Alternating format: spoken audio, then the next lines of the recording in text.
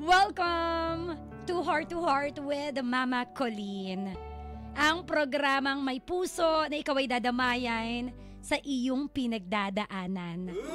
Mga totoong kwento ng pagkabigo, pagbangon, inspirasyon. Dito lamang yan napapakinggan sa 91.5. At ngayong oras na ito, meron po tayong makakausap sa kabilang linya. Itago po natin siya sa pangalang Neil. Good afternoon. Hello? Hello?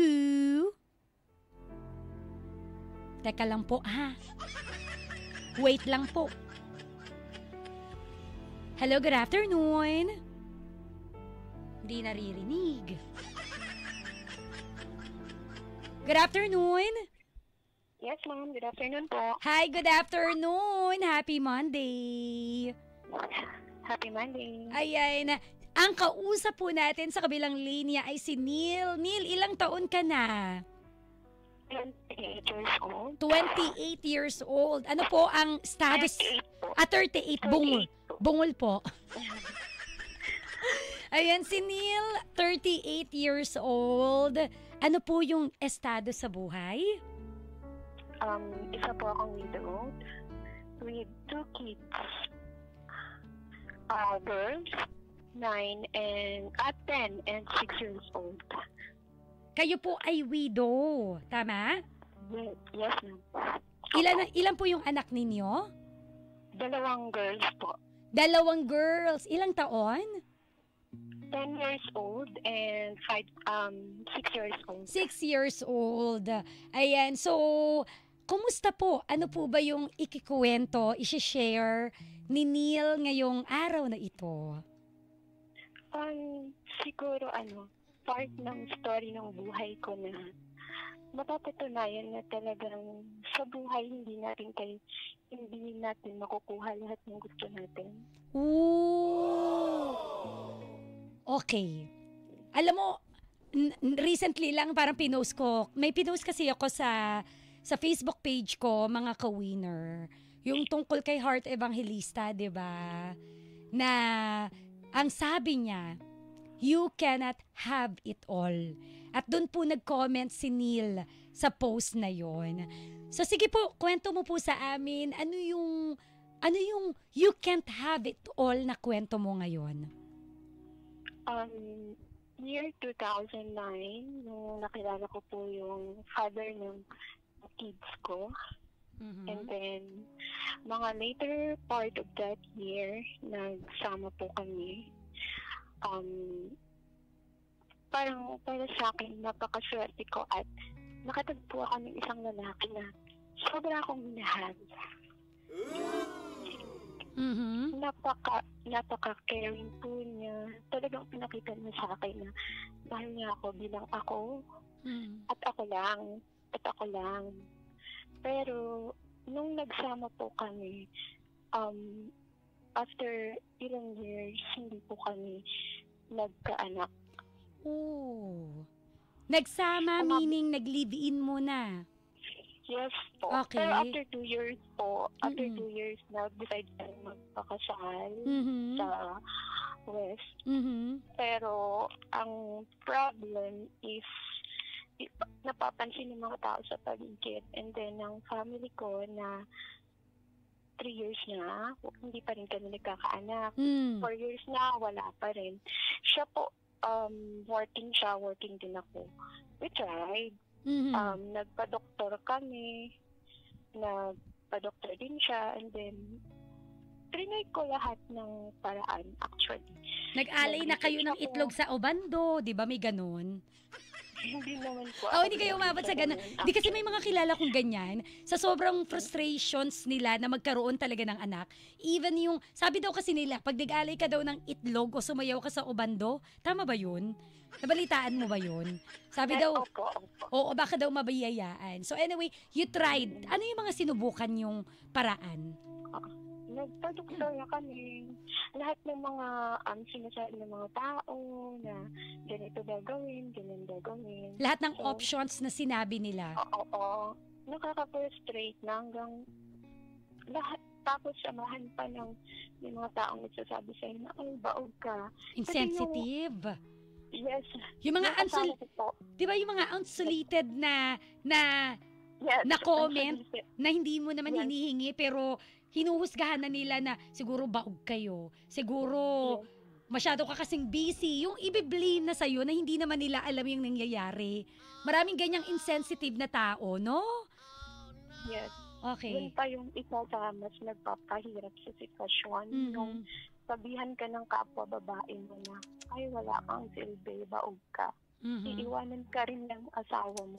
Ako po talaga ang may problema actually kasi po yung husband ko, may anak po siya sa pagkabinata. Mhm. Alam namin na wala siyang problema. Ako ang meron. Mm. So, tapos kapwa girl mo pa ang magsasabi sa'yo na ganyan ka, wala kang silbi, baog ka, iiwanan Sino ka. nagsasabi nito? Yung mga babae or mga tao sa paligid mo na Mema lang? memo lang. Kakaloka. Okay. So, nung sinasabihan kanila ng gano'n na parang wala kang kwenta kasi di ka makapag-produce ng bata, ano yung nararamdaman mo nung time na yon? And biniblame mo rin ba yung sarili mo? Or nagkaroon ka ba ng parang insecurity? Kasi, di ba parang maikukumpara mo kasi na parang nagkaanak naman si Mr. sa una. Bakit sa akin? Hindi. May mga ganun ka ba? Siyempre po, dumating sa point na na-depress ako. Nakipag-iwalay na ako sa kanya kasi sabi ko, kung iiwanan mo ko ngayon na. Ba't Wag na yun. naapektuhan ba yung relationship ninyo dahil sa mga pakialamera? Hindi naman po, pero syempre yung insecurities mo, yung nararamdaman mo na napapanik ka na, nagkaka-anxiety ka na, yung ganun. So, dumating sa point na hiniwalayan ko siya kasi sabi ko, hindi tayo magiging pamilya, sabi ko sa kanya. Pero hindi po siya sumuko sa akin. Sabi niya sa akin, ikaw lang, sapat na. Sarap. Okay. So, sabi ko, napaka-bless ko. Kasi may taong nagmamahal sa akin. Tanggap ako, kahit ano ako, kahit sino ako. And then, kung kailan hindi naman po namin hiniling, kung kailan nag-stop na ako, nasabi ko na sa sarili ko, okay na sa hindi ako magkaanak. Okay na ako. Saka naman po, unexpectedly na dumating yung eldest namin. Yes. So kung kailan hindi na kayo sumubok, kung kailan sumuko ka na, nabuntis ka. Yes po. After 4 years, waiting, kung kailan tumigil ka na, na wala ka ng pag-asa. So anong sabi ng mga pakialamera noon?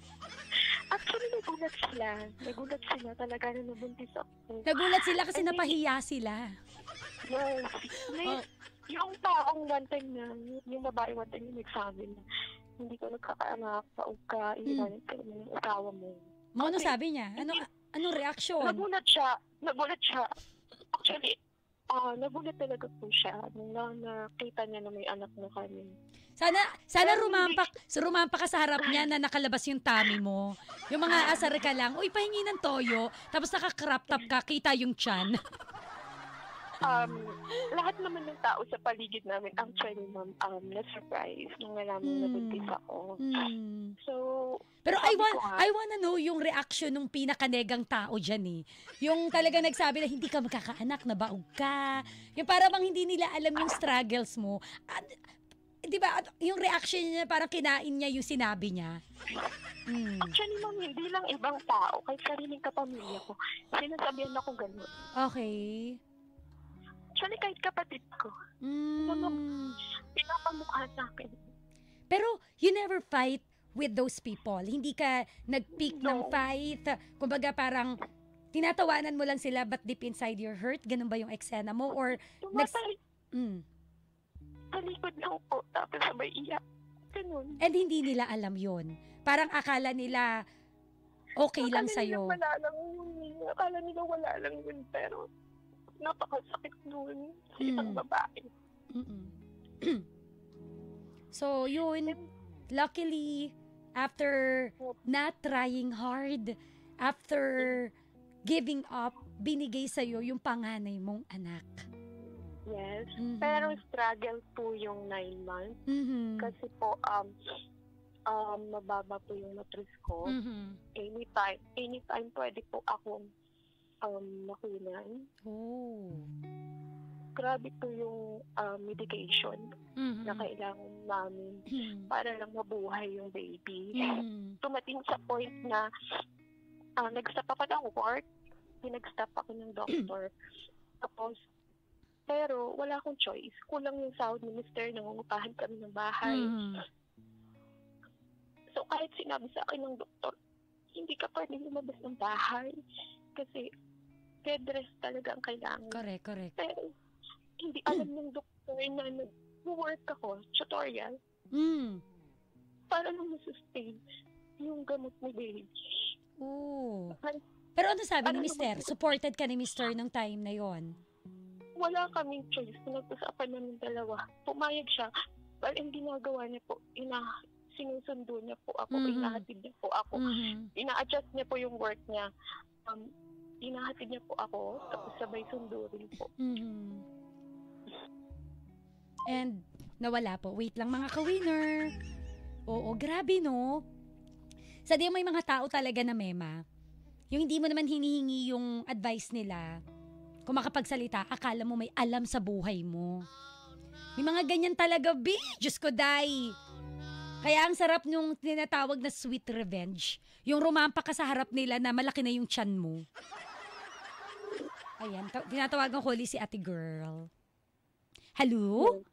Ayun. Yes, ma'am. So, yun na nga, nag-adjust si Mister para sunduin ka, para makapagtrabaho ka pa rin, and kumusta? Pretty so good na survive naman po namin nun hanggang po na ipanganak si baby. And kayo, sige tuloy. And then yun, naging okay naman kami. Parang ang happy na ng family namin.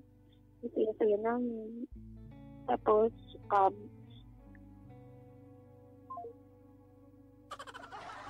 nabitin kami. Paano? Nakakainis yung mga phone na biglang mag-aano, ready for install. Hay, nako ka. Tatawagan na rin natin si Neil Kawiner. Pwede kang mag-text 0977-7000-915. Kung anong masasabi mo. Hello? hello. Ayun. So, okay, very happy. You are the happiest parents no mga panahon na inilabas ninyo yung panganay ninyo. And? Yes, ma'am. And then, medyo struggle kasi medyo sakitan si baby. Pero na-survive naman po. Mm-hmm. And then, medyo lumalaki na siya. Kung yung asawa ko pang tatanungin, sabi niya, isa lang okay na. Mm-hmm. Pero sabi ko, ayoko yung buhay ng anak ko maging kagaya ng buhay niya. Mm-hmm. Mag-isang anak, may mga kapatid sa father, may kapatid sa mother, kasi broken family siya. Nakita ko po kung gaano kalungkot yung buhay niya. Mm. Sabi ko, ayoko mag-aya sa'yo ang anak ko.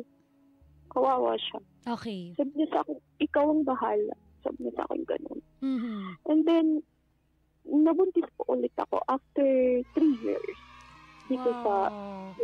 Tamang gap yes, lang. Po, nabiyayaan ulit. Ang galing. So parang from hirap na manganak, 'di ba? Parang hindi mo talaga inakala, 'di ba? Ngayon nakapangalawa ka pa. Yes, ma'am. Mm. Actually, unexpected din. Correct. Kasi sabi ng doktor sa akin, medyo malabo na, sabi sa akin.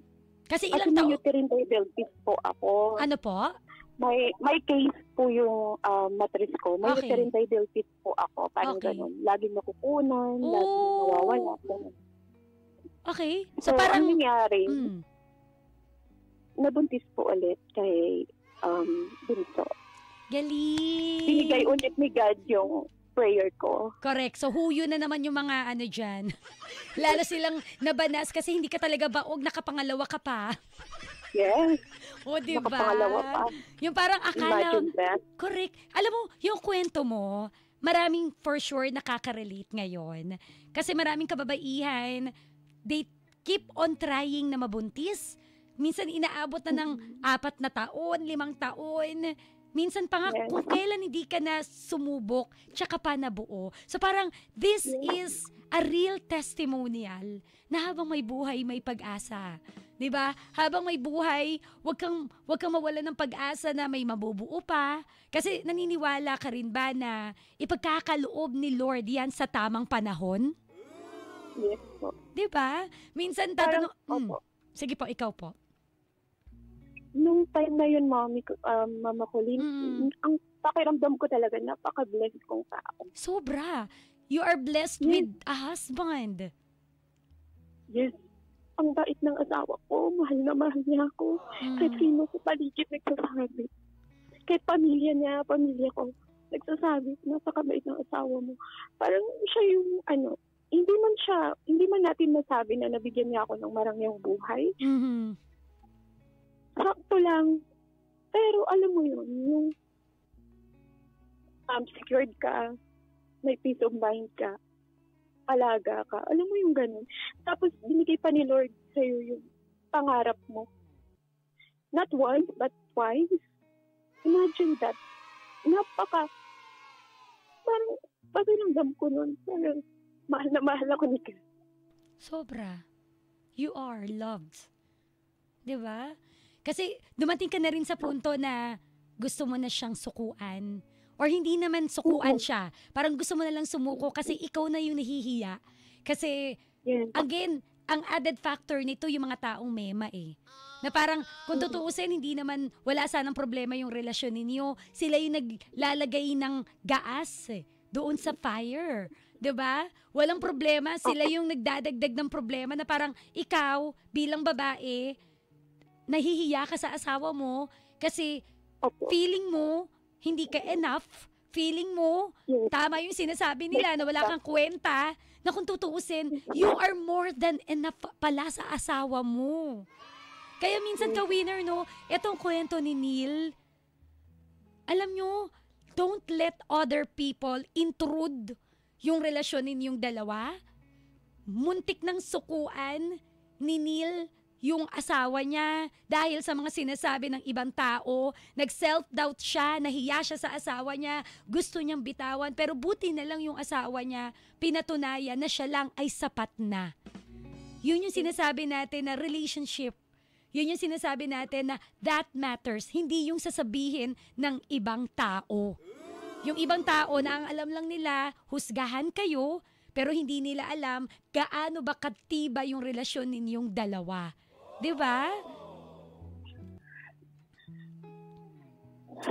And then, Mhm. yun na Tuloy. nga po, dumating po si second baby.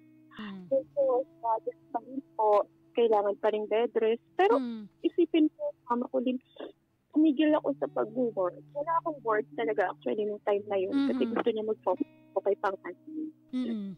Kasi sa yung uri ng asawa na gusto niya pag-uwi na ng bahay.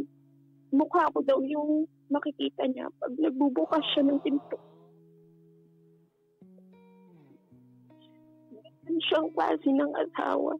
And then, si Bunso, nung lumabas siya sa Kitin, babalik-balik po kami sa hospital. Pero kahit po ganon, magpapakatatag po kami. Actually, dumating sa time na si Bunso, buntik nang bawiin sa amin. Okay? Alam mo yung moment na makikita mo yung anak mo na pinag-uumpukan na ng mga doktor para lang mabuhay. Correct. Ang ganun. Nung time na yun, doon ko ulit na-question si God. Sabi ko, God, binigay mo na sa akin eh. Sabutin mo na. So, pinagbigyan naman po ako ni God. Hindi ako okay po si baby. Mhm. Hanggang lumaki po siya. Nag 1-year-old na siya. Mhm. Tapos, after niya po mag-celebrate ng first birthday, na-hospital po ulit siya. Doon na po nagsimula yung pinagdaanan namin na sobrang hirap ng mga anak ko. Mhm. Every month na hospital si baby, si Mhm. Bunso. Nangyari po kasi nun, ma'am, the last time na na-hospital si Bunso, 1 year and 3 months siya, month of November. Mhm. November 17. Mhm. Pagdating po namin ng hospital, okay na po si Bunso. Mhm. Saka naman po may nangyari sa asawa ko. Pagkarating po ng bahay,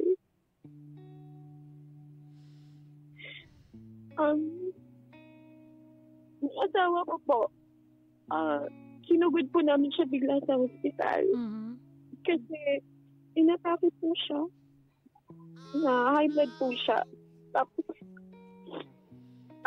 findings ng doktor, brain aneurysm. Okay.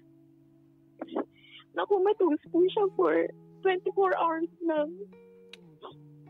And then, hindi niya na po nakayanan. Bumigay po yung katawan niya. Actually, ako lang po yung lumaban. Nung umaga pa lang, sinabi na po ng doktor sa akin, Mami, out of 15 points, for example, mag-exam tayo ngayon. Out of 15 points, 3 points lang ang asawa mo. Ilalaban mo pa ba? So ako po, bilang asawa, bilang nanay, ilaban ko. Mhm. Actually, 4 times siyang tinurukan para lang tumibok ang puso niya dahil gumigive up na talaga siya. Mhm. Ako lang po yung pumipilit na hindi pa matapos yung buhay niya kasi kailangan pa namin siya. Tapos, wala po talaga. Kahit anong gawin ko, kinuha niya po talaga siya ni God. Tapos, the day po na dapat nakaburol siya sa bahay, unang gabi ng burol niya, hindi pa po natin naayos ang lahat kasi ako lang po talaga mag-isa. Mhm. Pag uwi ko po ng bahay, para pinagpahinga po ako, yung bunso po namin nakakalabas po ng ospital, sinugod ko rin na naman po ulit sa ospital. Mhm. Yung time po na nakaidlip ako, alam mo po yung patay na nagpaparamdam siya. Yes, yes. Parang ginising niya ako para po tingnan si bunso namin. Mhm. Yun pala si bunso, nahihirapan ng huminga. Mhm. Kaya biglang bangon po ako para itakbo na naman si bunso sa hospital. Mhm. And then, after how many days, nakabulo yung asawa ko na sa hospital kami ng mga anak ko pabalik-balik. Naging okay si bunso. Tapos, hanggang sa naipalibing po yung tatay nila. Mhm. Yung struggle na naranasan ko, alam mo yung may mga tao sa paligid mo na nagsasabi pa na sinaluto po ng asawa ko yung anak ko. Correct. Mhm. Pero para sa akin po kasi na nanay, parang ang sakit po nun marinig na sinalo. Tsaka, at the Parang moment, kasalanan ng bata. tsaka bakit parang ganun, at that moment, kailangan may mga side comment pa? Eh, nagluluksa Yes, ka na nga. Yes, And then, yun na. And then, yun po nangyari. Ang hirap.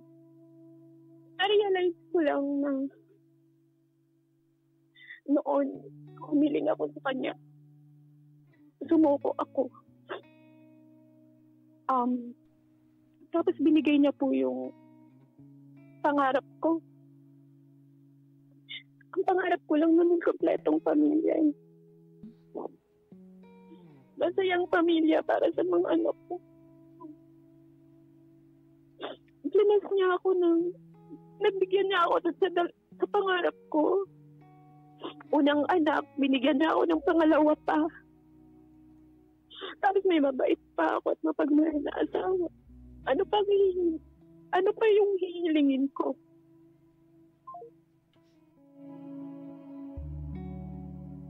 Ka-winner na po to lang ulit. Tawagan uli natin. Lunes naman. Pero naiirita talaga ako dun sa mga side comments, sa mga nakapaligid eh. Ang sarap nilang tuhurin eh. Okay. You have a husband that's close to perfect. May mga mapagmahal kang anak. Anong pa nga ba yung hihilingin mo? You are blessed. Opo. Tapos, bigla siyang kinuha. So, naisip ko. Hindi ko talaga ang mundo, no? Unfair.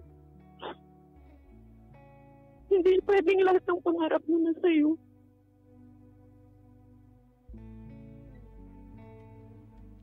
Parang you really can't have it all. Diba? Yes. Kumusta ka ngayon? How are you? Mahirap po. Malungkot yung situation. Pero, coping up naman po. Malalaki na sila, 6 and 10 years old na. Lumalaki namang mababait at malalambing ang mga anak. Kumusta yung health? Okay na ba? Okay naman po. Pero, may tampo ka ba kay Lord?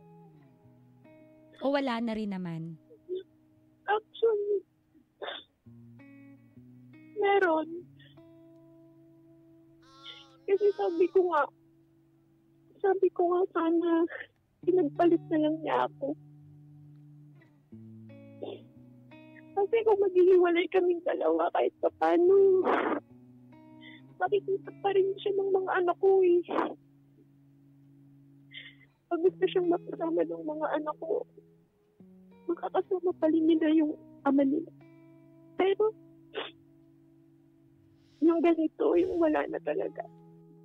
Parang araw-araw, sagin sa akin yun, na nakikitang lumalaki yung mga anak ko, wala silang tatay. Pero in some other ways naman po, binibless ako ni God. May work ako kahit pa paano. Napuprovide ko yung pangangailangan nila. Yung ako lang, walang tulong kahit ng pamilya nila, ng tatay nila. Yun lang.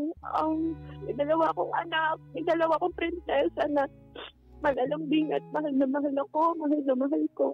Pero may work ako, kahit pa paano nakaka-survive. Pero may kulang pa rin talaga.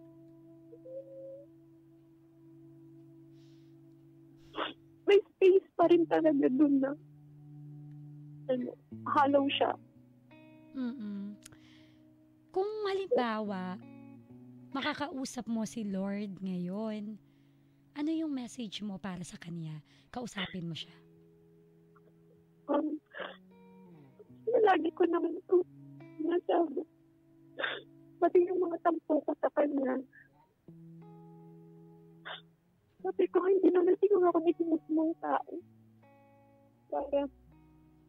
Pero, ano ba naman po yung gagawa ko? Kung gan po yung will niya eh.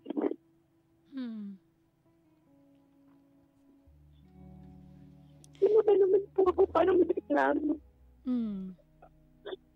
Pero yung struggle lang talaga everything. Mahirap.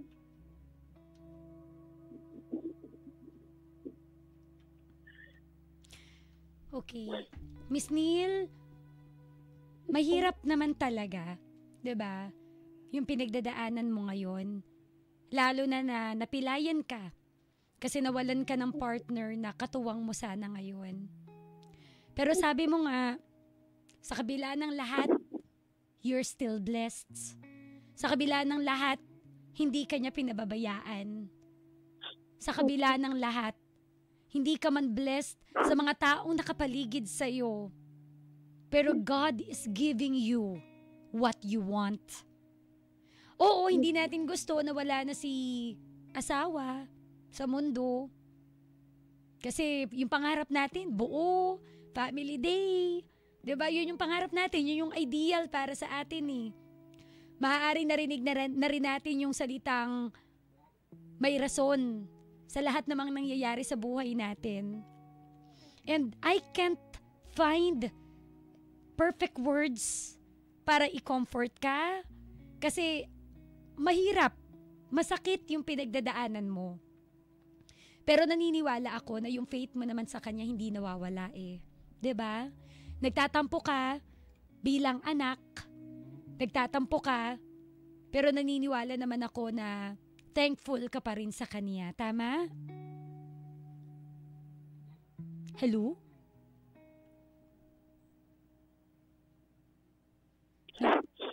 Tama ba? Ano po, parin po ako. Parin pa ako in some other way. Ano po? Blessed pa rin po ako Correct. kahit paano. Yun na lang siguro yung tingnan mo. Yun na lang siguro yung ipanalangin mo. And pray na lang tayo na salamat Lord, sana tulungan niyo pa ako na malampasan ito. I know malalampasan mo pa ito. This too shall pass. And I know kung nasan man ang asawa mo ngayon, ang gusto niya ay maging masaya ka sa piling ng mga anak mo. Okay? So, yun. Wala akong mahanap na salita eh. Pero alam mo na yan eh. And you are strong lady. Alam mo na din kung paano deadmahin yung mga taong mema sa paligid mo na wala namang ambag sa buhay mo. 'Di ba? So pagpatuloy mo na lang yan. Just focus on what matters. Yun yung gawin mo na lang. And who matters? Yung dalawang anak mo. Okay? Anong, may message ka pa sa mga anak mo ngayon? Ate Alicia, bunso, kahit tatlo lang tayo, isikatin ko na magiging masaya tayo. Hindi man ako perfect na nanay, pero I promise, ano yung pangako ko sa ama niyo nung huling hininga niyo. Gagawin ko lahat ng makakaya ko para may paramdam sa inyo na kahit hindi tayo kompleto, masaya tayo. Araw-araw kong ipaparamdam sa inyo yung pagmamahal ng tatay niyo sa inyo kahit wala na siya. Magiging okay din po. Magiging okay. Lahat na pero may struggle pa rin tayo kasi maliit kayo. Pero siguro malang araw pag laki niyo, mawawala din yung sakit. Yes. Mawawala din yung hirap. Isipin na kahit 5 years na hirap pa rin mag-adjust. Lalo na pag minsan tinatanong niya, pag minsan siguro nagsasabi, sabi na sana daw na strategy siya. Ipapadun daw siya. There are times ako na sinasabihan niya, umama, magdi ka na mag-asawa. Nag-try naman po akong makipag-relasyon. Pero kaya siguro po ibig sabihin talaga tatlo na lang kami habang buhay. Kasi hindi pwede na nasa akin ang lahat. 2 anak, napapamasahin, sinaganda. Nasa naisip ko kahit pa paano na kaya ko silang buhayin, hindi man marangya. Tapos, magkakajowa ka pa o magkakaasawa ka pa ulit ng perfect din. Walang ganun. Kaya okay pa ako. Tanggap.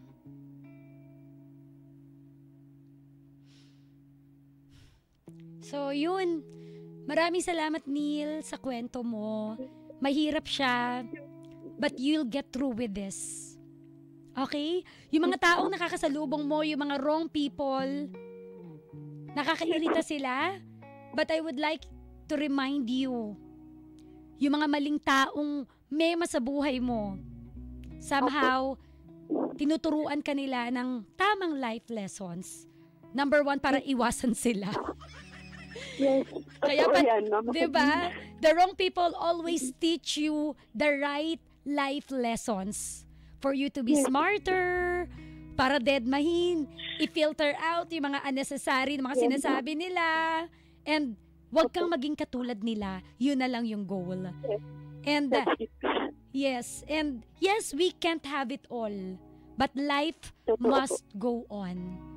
Kailangan nating magpatuloy, lalo na sa mga iniwan niyang anak sa'yo. Yun ang good news. 'Di ba? Yung kinuha man siya ng maaga ni Lord, but the good news is, niregaluan ka niya hindi lang isang anak, kundi 2 anak. So, mahigpit na yaka para sa'yo. Again, this too shall pass. One thing is for sure, na savor nyo yung moment ninyo together sa mundong ito, na masaya. Alam mo yung hindi kayo nagka-problema when it comes to cheating. Walang ganun eh. Wala po. Oo, di ba? Parang, Wala po talaga. di ba? Ang naging problema lang, maaga siyang kinuha ni Lord. So, thank you. Kasi, naging bongga naman yung buhay niya sa mundong ito, na nagmamahalan kayong dalawa. Wala naman man yung physical niyang katawan. Ang mahalaga, nandyan siya sa puso mo habang buhay. Maraming salamat, Neil, for sharing your story. And we will pray para sa strength mo, para magpatuloy sa buhay. Thank you, Ma'am. Thank you, Neil. Ingat ka palagi. Thank you po. Thank Okay. you. God bless po.